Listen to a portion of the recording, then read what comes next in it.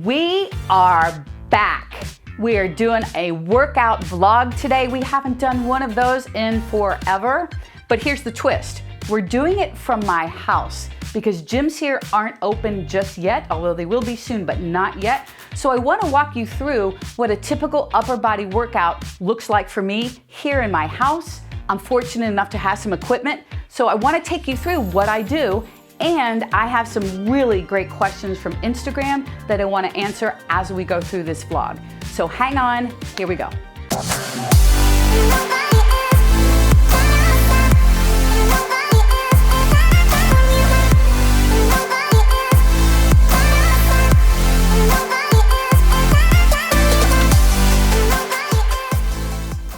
So this is a wall slide, and the first time I do these as part of a warm-up, they're really not great. I'm struggling to keep my back against the wall and keep my arms, and when I can get my hands back there on the wall as well. But as I warm up, it gets easier. I can do the external rotation a little bit easier. These are tough right out of the gate, but they make such a huge difference with everything I'm going to be doing today. Is to keep your butt and your head and your back up against the wall while keeping your arms and your fingers on the wall as much as you can to keep your shoulders externally rotated and moving up and down.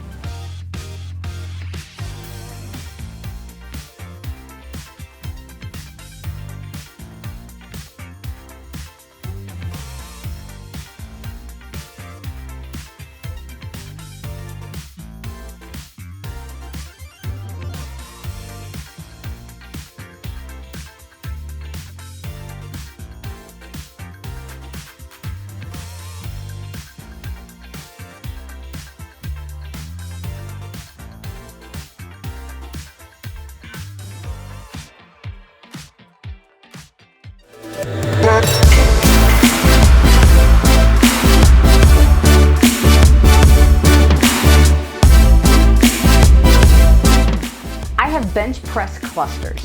What that is I'm gonna do 4 reps and then I'm gonna rest for about 10 to 15 seconds and then I'm gonna do 4 more reps. So it's little cluster sets. What that enables me to do is to access a little more volume with just a teeny bit of rest in between.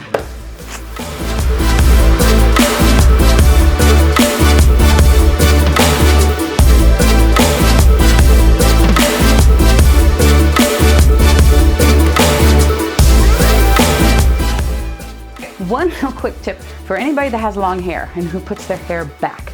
You notice my hair's not back when I do bench because I want to lay flat on the bench. So when you have a ponytail or your hair's pulled back in a bun or something like that, it can be hard to have your head securely on the bench. Take your hair down, do your bench, then put your hair up. Little quick tip here.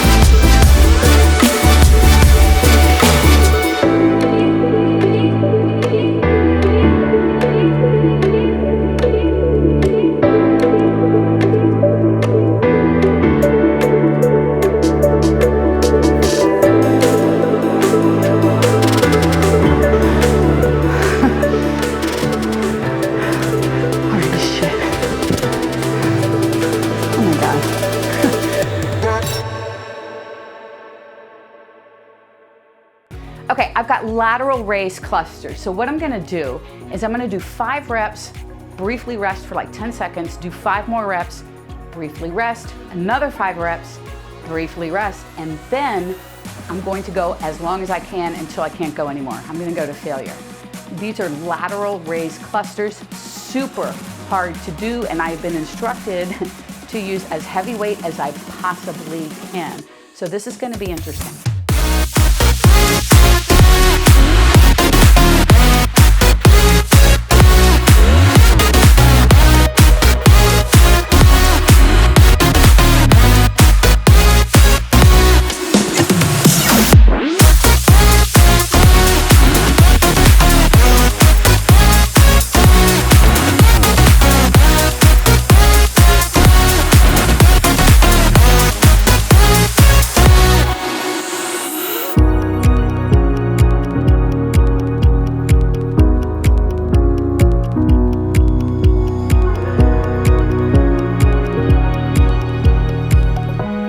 First question of the day from Instagram.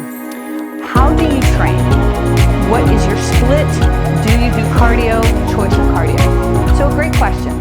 So I train 4 times a week, and my split is lower body and then upper body, lower body and then upper body. And I spread those 4 days out through the course of a week. So for me, I go on Monday for lower body, Wednesday for upper body, Friday for lower body, Saturday or Sunday for upper body. That's how I like to do it. I love that split because I think it's super efficient. I'm hitting body parts multiple times per week, but the best part about it is not only am I alternating body parts, but I'm also putting a day of rest in between. So now it's like having 2 days of rest. So now when I get to my next workout, my body is feeling fantastic. Completely rested. I've essentially had 2 days of rest, essentially, and now my workout is gonna be that much more effective. So I love it. On the alternate days, I walk. And actually, I walk every day, but I'll walk a little longer on rest days. That's the only cardio I do. I'm not a cardio girl. I don't go and get on the elliptical for an hour. I don't get on a bike and pedal for 35, 40 minutes. That's not my thing. I don't like that. So what I've chosen to do is walk. And right now I am walking early in the morning for a short walk, and then later in the day I go back out for a longer walk. And that's pretty much every day. So that's pretty much how I train. Let's get another question from Instagram, and this one is really appropriate since I have band-resisted push-ups in my program. And the question is how to progress from knees down push-ups to conventional push-ups. This is a great question. And here's what I recommend people do. I prefer you to elevate your hands instead of going on your knees. Here's what it would look like to elevate your hands. I'm gonna use this bench here. Now, if this is still a little bit low, like it's really hard to do a push-up from here, you can elevate your hands even as high as this bar is right here, or go on a wall. That part doesn't matter, but your goal when you elevate your hands is to create a lot of tension in your body and get full range of motion. So it's gonna look like this. So I'm putting my hands, I'm gonna have Dan come on around. I'm gonna put my hands up here on the bench, get my legs back, and I'm thinking my chest needs to hit the bench. That's the goal here. So if I'm up here, it's a little too much. If I'm way back here, it's too far back. So you wanna find that sweet spot. Squeeze your glutes, brace your abs like somebody's gonna punch you in the gut. Get your shoulders back away from your ears and down towards your back pockets. Keep those elbows close to your body. Don't let them go out like this. And you want your chest to come to the bench, all the way down to the bench, just like that. And if that's too hard, you can come to a higher surface. I happen to have this bar here, but you could use a wall. Same thing. Start here, straight line, and you're gonna lean in towards the bar. Chest hits the bar. My elbows are close. They're not here. They're nice and close. I'm keeping my body nice and tight. So whatever you have to do, try, whatever height, try it. Elevate your hands, and then you can progressively get lower and lower to the ground. So give that a try if you've never tried elevating your hands for a push-up. I also have a complete push-up tutorial here on YouTube. Have a look at that as well. The cool thing about elevating your hands is that you are actually in a proper push-up position from head to toe, and that's super important to practice that. The issue with being on your knees is that you're not in that position, and going from your knees to your toes is a significant jump. There's no progression to go from knees to toes, so I prefer you to elevate your hands. So, next question from Instagram. My thoughts on women over 40 weight loss and thyroid issues. So, talked a lot about this. I want to make one thing really clear.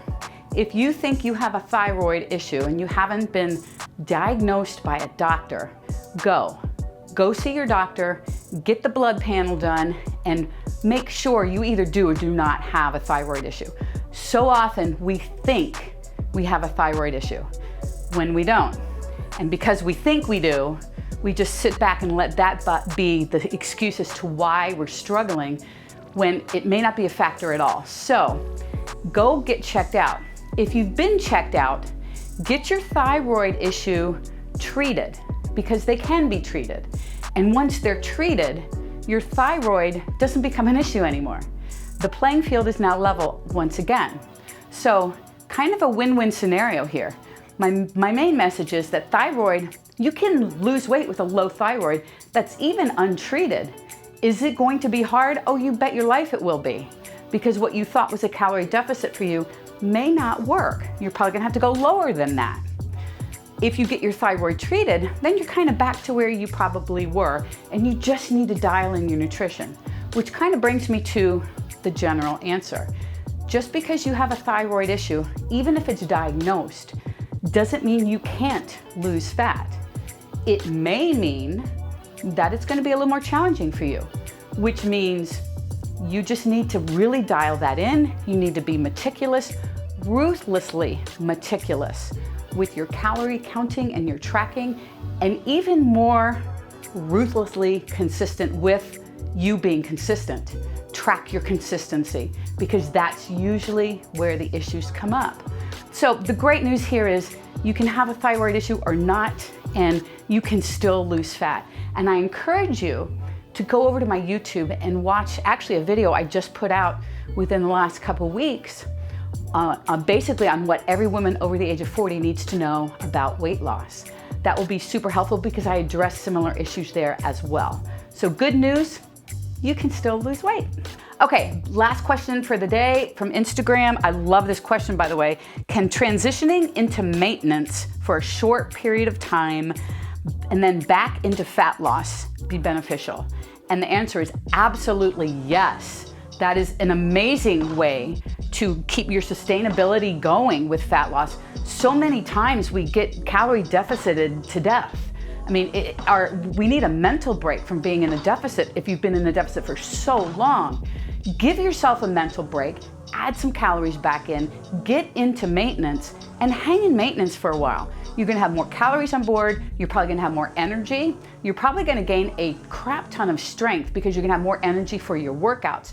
You're probably gonna sleep better as well. You're gonna kind of recover, and you're gonna have a mental break, which is probably the biggest one of them all.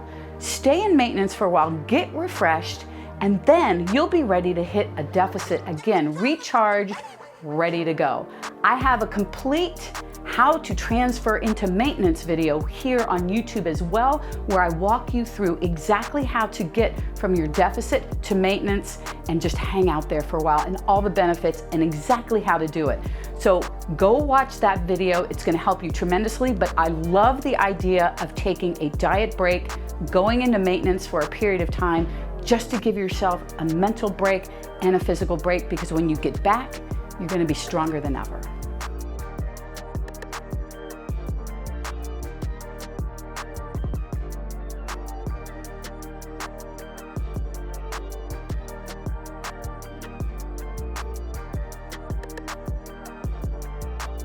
Appreciate you guys being here and following along. We want to get back into the vlogging thing a little bit more, so hopefully you'll see us doing some more of these vlogs as we go. We've got a couple other really interesting videos coming up for you soon. Please subscribe, and if you have any questions, please reach out and let me know. Thank you for being here. Have a great day.